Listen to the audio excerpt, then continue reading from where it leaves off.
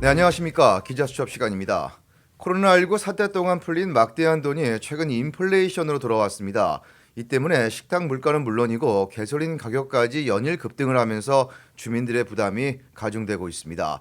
이에 따라 연방정부는 물가 잡기에 총력을 기울이고 있지만 상황이 호전될지는 미지수입니다. 인플레이션에 따른 물가 부담, 이완 기자와 함께 이야기 나눠보겠습니다. 자, 이 기자 안녕하십니까? 안녕하십니까? 네, 이 기자 요즘 물가가 올라도 너무 많이 올랐죠? 맞습니다. 이 어느 정도냐 하면 일각에서는 정말 재앙이라는 이야기까지 나올 정도입니다. 네. 이 전국 소비자 물가는 지난달 6.2%까지 급등해서 이 30년 만에 최고치를 기록했습니다. 지난 5월에 5%를 기록한 이후에 지난 9월에는 5.4%로 5개월 연속 5%대의 물가 고공행진을 지속해 오다가 이 6개월째인 지난달에는 끝내 6.2%로 더 악화된 겁니다. 지난 5월에는 5%를 기록한 이후에 지난 9월에는 5.4%로 5개월 연속 5%대의 물가를 고공행진을 지속해 오다가 이 6개월째인 지난달에는 끝내 6.2%로 더 악화된 겁니다. 자, 그런데 이 같은 물가 급등 서민들의 체감은 더 심하죠. 맞습니다.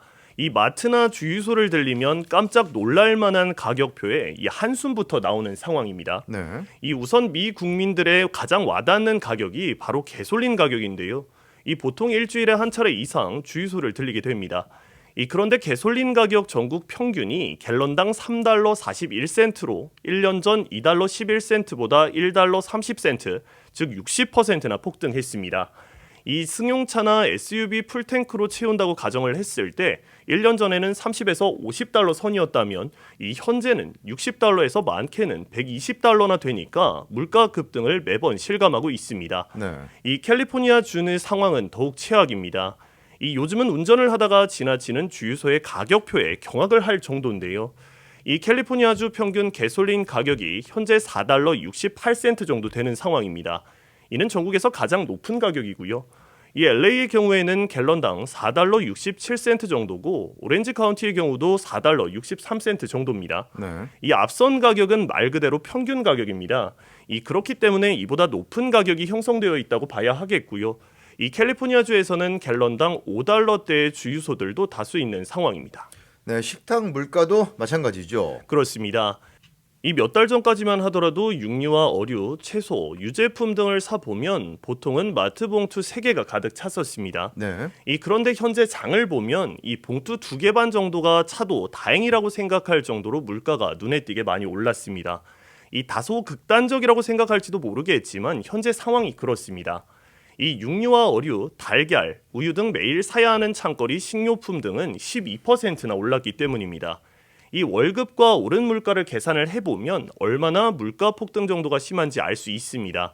이 국민들의 임금은 지난달 연율로 4.9% 올랐지만 네. 이 6.2%의 물가 급등을 감안을 했을 때 실질 소득은 오히려 1.3% 줄어든 셈이 됐습니다. 자, 이 같은 물가 급등은 식당 물가나 또 가솔린만 국한되는 상황은 아니죠. 맞습니다. 이 5,200만 명이 은퇴한 노년층과 이 800만 장애인 등 6천만 명이나 이용하고 있는 정부의 의료보험 메디케어도 6개월째 지속되고 있는 30년 만의 물가 급등에 인상을 피하지 못하고 있습니다. 네. 이 메디케어 중에서 외래 환자 치료를 커버해주고 있는 파트 B의 매달 프리미엄 즉 보험료는 이 내년에 170달러 10센트로 올린다고 당국이 발표했기 때문입니다.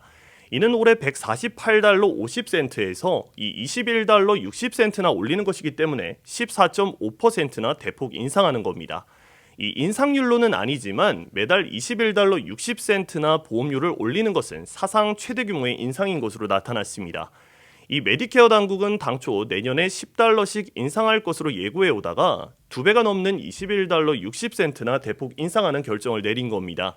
이 메디케어 가입자들은 이번 치료를 커버해주는 파트 A는 별도의 부담료를 내지 않고 있고 이 대부분 파트 B의 월 보험료만 매달 납부하고 있습니다.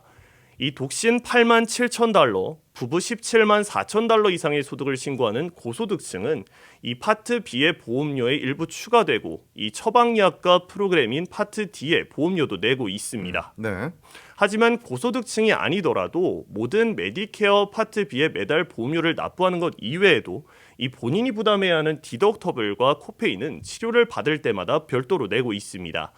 이 메디케어 당국은 내년에 파트 B의 매월 보험료를 대폭 인상하게 된 것은 이 물가 인상에다가 20년 만에 처음으로 새로 나오는 이 알츠하이머 치료제가 고액인데 그중 절반 정도를 커버해주기 위한 것이라고 설명하고 있습니다. 네네. 이 20년 만에 새로 나오는 알츠하이머 치매 치료제는 연간 56,000달러나 약값을 내야 하는데 이 그중 대략 절반은 메디케어 파트 B에서 지원해 줄 것으로 당국은 밝히고 있습니다. 이 20년 만에 처음 나오는 알츠하이머 치료제인 아두헬름은 회사 측의 1년간 약값으로 56,000달러를 책정하자 실제 약가치는 3,000달러에서 8,400달러에 그친다면서 이 폭리로 비판당하는 논란에 휩싸여 있습니다. 자, 그렇다면 이처럼 물가가 계속 급등하는 이유 왜 그렇습니까? 네, 일단은 이 코로나19 사태 속에 경제 침체를 막기 위해서 돈을 풀었던 이 정책들이 이제 인플레이션으로 돌아오고 있는 것이죠. 예. 이 다시 말하면 코로나19 사태 속에서 모든 물품의 생산이 현격하게 떨어졌는데요. 이 그 와중에 돈을 풀었고 이 코로나19 백신 접종이 이루어지면서 사태가 완화되다 보니까 소비가 대폭 늘어나지 않았겠습니까? 그러다 보니까 공급이 수요를 따라가지 못했고 이 찾는 사람이 많은데 물품이 없는 현상이 생기고 있는 겁니다. 네. 이와 더불어서 인력난과 글로벌 원자재 부족 등의 문제로 인해서 생산에 탄력이 붙지 않고 있다는 점도 인플레이션 현상을 부추기고 있습니다. 이러한 점들은 LA와 롱비치항 물류 사태를 꼽을 수 있겠습니다. 네, 방금 전 이완 기자가 인력난에 따른 물가 상승을 짚었는데 이것도 심각한 문제는 상황이죠. 맞습니다. 이 요즘 음식점을 포함한 업체를 방문하면 업주들이 하나같이 하는 말이 있습니다. 바로 사람 구하기가 하늘의 별 따기라는 것인데요. 이 현재 더 나은 대우나 돈벌이를 위해서 일터를 옮기는 대규모 이직 사태가 더 확대되고 있고요. 또 구직자들보다 사람을 구하는 잡 오프닝, 즉 열린 일자리는 2배나 많기 때문에 이 미국 경제 노동력 부족, 구인난이 더 악화되고 있는 겁니다. 네. 이 지난 9월 한 달 동안 미국에서 일터를 떠난 이직자들은 443만 명에 달해서 신기록을 세운 것으로 연방 노동부가 발표를 했고요. 이 8월에는 이직자들이 427만 명이었는데 9월에 최고치를 갈아치운 겁니다. 이 전체 노동력에서 일터를 떠나는 이직률도 처음으로 3%에 도달해서 역시 신기록을 세웠습니다. 이 1년 전 같은 달에는 이직자들이 333만 명이었는데 이 110만 명이나 늘어난 것이고 이직률은 2.3%에서 3%로 급등을 한 겁니다. 네. 이 또 다른 고용 통계를 보면 사람을 구하고 있는 잡 오프닝, 열린 일자리를 9월 현재 1,044만 개나 되는 것으로 연방 노동부는 밝혔습니다. 이는 8월에 1,063만 개에서 약간 줄어든 것이지만 여전히 구직자들은 2배나 뛰어넘는 기록적인 수치입니다. 9월에 일자리를 찾는 구직자들은 768만 명이었고 고용된 근로자들은 646만 명이었던 것으로 집계됐습니다. 자, 그러면 이러한 점들이 물가 상승과 어떤 상관관계가 있겠습니까? 네, 앞선 배경과 같이 미국의 타이트한 노동 시장에 힘입어서 이 근로자들은 더 많은 임금이나 베네핏, 더 좋은 일터 환경을 찾아서 대규모로 이직하고 있는 것으로 분석됐습니다. 네. 그중 상당수는 자신만을 위해서 일하고 돈을 벌 수 있는 배송 배달을 비롯해서 이 업종에서 자영업을 창업하고 있는 것으로 관측되고 있습니다. 미국의 업계는 시급을 올려주고 직장 연급의 매칭 불입, 계약 보너스를 지급하는 등 갖가지 아이디어를 동원해서 이 직원 모집에 애쓰고는 있지만 심각해진 구인난에서 좀처럼 빠져나오기 힘든 상황을 보이고 있습니다.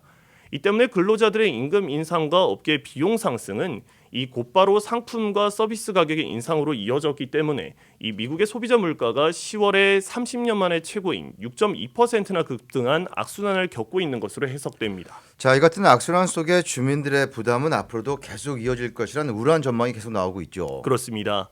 특히 한 달 평균 1,550여 달러의 사회보장연금으로 살아가고 있는 은퇴한 노년층은 연금액의 상향 조정이 물가 인상에 훨씬 못 미쳤기 때문에 생계마저 불안해지고 있다고 하소연을 하고 있습니다.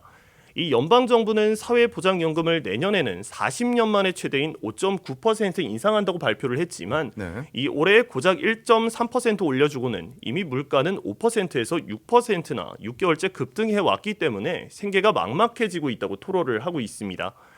저소득층은 말할 것도 없고요. 이에 더해서 미 국민들의 향후 씀씀이와 경제에 대한 생각을 나타내주는 소비자 체감지수가 10년 만에 최저치로 하락해서 연말연시 소비를 위축시키고 대목 경기를 냉각시키지는 않을까 우려되고 있습니다. 이 미시간 대학이 조사에 발표하고 있는 소비자 체감 지수는 11월에 66.8로 이 2011년 11월 이후에 이 10년 만에 최저치를 기록을 했습니다. 이 국민 4명 중에 1명은 물가의 고공행진으로 생활이 더 어려워졌다고 밝히고 있어서 이 미국 경제를 지탱하고 있는 미 국민의 소비 지출이 냉각된다는 신호가 나오고 있습니다. 자, 연말에 지갑이 닫을 수 있다는 것은 경기 냉각의 신호탄이 될 수도 있다는 얘기인데, 자, 그렇다면 정부 차원에서 어떤 노력을 지금 펼치고 있는 겁니까? 네, 이제 우선 가장 기본적인 물가인 가솔린 가격을 잡겠다는 모양새입니다. 네. 이 미국은 현재 하루에 평소보다 이 40만 배럴씩 더 증산하고 있는 것으로 이 국제 에너지 기구인 월갈 오일 리포트가 발표를 했습니다. 이 사우디아라비아가 이끄는 이 석유 수출국 기구 오펙과 러시아는 하루 33만 배럴씩 더 증산하고 있습니다. 이 미국이 오펙의 획기적인 증산을 요청했다가 거부당하자 셰일 오일 시추와 생산의 가속도를 내서 가장 많이 증산하고 나선 겁니다. 이로써 전 세계에서는 미국의 40만 배럴과 오펙과 러시아의 33만 배럴 등을 합하면 현재 하루에 150만 배럴씩 더 증산해서 공급하고 있는 것이라고 국제 에너지 기구는 밝히고 있습니다. 네. 이 같은 증산으로 팬데믹 완화와 여행 등 경제 활동의 재개로 급증했던 석유 수요를 공급이 거의 따라가고 있다고 국제 에너지 기구는 밝혔습니다. 이 하루 150만 배럴씩 증산하는 석유 생산 공급은 10월과 11월, 12월까지 석 달 동안 계속된다고 국제 에너지 기구는 밝혔습니다. 자, 이 기자, 그렇다면 국제 유가와 국내 가솔린 가격 등 유가 급등을 조만간 잡아서 하락세로 반전시킬 것으로 기대할 수 있을까요? 네, 사실 이는 좀 더 지켜봐야 하겠습니다. 네. 그도 그럴 것이 국제 유가는 떨어지지 몰라도 이 주유소 가격이 떨어지는 것은 보다 오래 걸리기 때문이죠. 네. 이 때문에 주민들 입장에서는 달갑기보다 이 걱정이 앞섭니다. 이 오를 때는 금방 오르는데 이 떨어질 때는 세워라 내워라 하기 때문입니다. 일단 국제 유가는 현재 이 영국산 브렌트유의 경우에는 배럴당 82달러고요. 이 미국 서부 텍사스산 중진유는 81달러로 7년 만에 최고치를 기록하고 있습니다. 이 미국 내 휘발유 값은 보통 이 무연 휘발유의 전국 평균이 갤런당 3달러 41센트로 약 보합세를 보이고 있습니다. 이는 전년의 2달러 12센트보다는 근 60%나 급등해 있는 것이지만 이 팬데믹 여파를 감안하면 최악의 상황은 아닌 것으로 해석이 되고 있습니다. 올 연말부터 지구촌의 유류 수용과 공급이 균형을 맞추면서 이 배럴당 100달러까지 돌파하는 유가 폭등은 저지하게 되고요. 이 하향 안정세를 가져올 것으로 예상되고 있습니다. 더욱이 올해 유류 수요는 팬데믹으로 급감했던 여행 관련 업계의 요구가 한꺼번에 몰렸기 때문에 현재 하루 550만 배럴로 치솟아 있지만 현재는 340만 배럴로 정상화될 것으로 보여서 유가 하락 안정이 가능해질 것으로 에너지 전문가들은 밝히고 있습니다. 네. 미국과 오펙, 러시아 등 산유국들이 내년에는 올 연말보다 더 많은 하루 190만 배럴씩 증산할 것으로 보여서 국내 유가를 현재 80달러대에서 내년 말에는 60달러대로 떨어뜨릴 것이라고 경제 분석 매체 CNBC는 내다보고 있습니다. 네, 정부 차원에서 인플레이션을 잡기 위해서 각종 노력을 펼치고 있습니다만 전망은 그리 밝지 않습니다. 또 일부 전문가들은 인플레이션이 내년 초 중반까지 계속될 수도 있다는 우울한 전망을 내놓고 있습니다. 높은 물가를 잡기 위해서 중장기적인 대책이 시급한 상황입니다. 자, 이완 기자 오늘 수고 많으셨습니다. 수고하셨습니다.